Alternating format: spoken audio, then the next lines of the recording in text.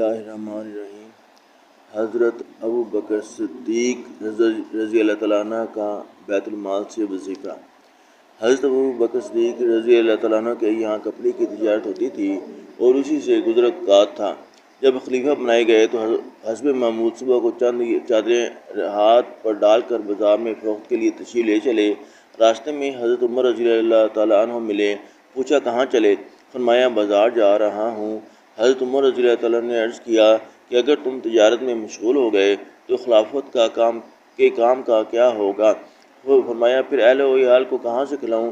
عرض کیا کہ ابو عبیدہ رضی اللہ تعالیٰ عنہ جن کو حضور صلی اللہ علیہ وسلم نے امین ہونے کا لقب دیا ہے ان کے پاس چلیں، وہ آپ کے لیے بیت المال سے کچھ مقرر کر دیں گے۔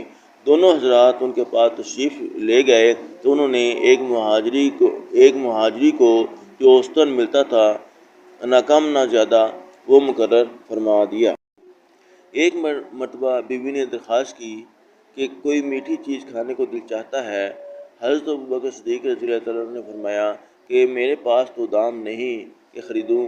اہلیہ نے عرض کیا کہ ہم اپنے روز کے کھانے میں سے تھوڑا تھوڑا بچا لیا کریں، کچھ دنوں میں اتنی مقدار ہو جائے گی۔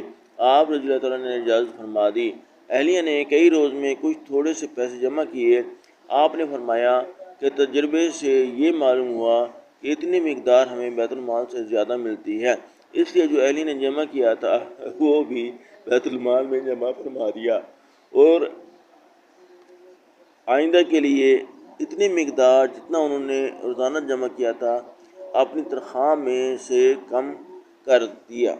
فائدہ: اتنے بڑے خلیفہ اور بادشاہ پہلے سے اپنی تجارت بھی کرتے تھے اور وہ ضروریات کو کافی بھی تھی، جیسا کہ اس اعلان سے معلوم ہوتا ہے جو بخاری میں حضرت عائشہ صدیقہ رضی اللہ تعالیٰ عنہ سے مروی ہے کہ جب حضرت ابوبکر صدیق رضی اللہ تعالیٰ عنہ خلیفہ بنائے گئے تو آپ رضی اللہ تعالیٰ عنہ نے فرمایا کہ میری قوم کو یہ بات معلوم ہے کہ میرا پیشہ تجارت میرے اہل ویال کو ناکافی نہیں تھا، لیکن اب خلافت کی وجہ سے مسلمانوں کے کاروبار میں مشغولی ہے، اس لیے بیت المال سے میرے اہل و عیال کا کھانا مقرر ہوگا۔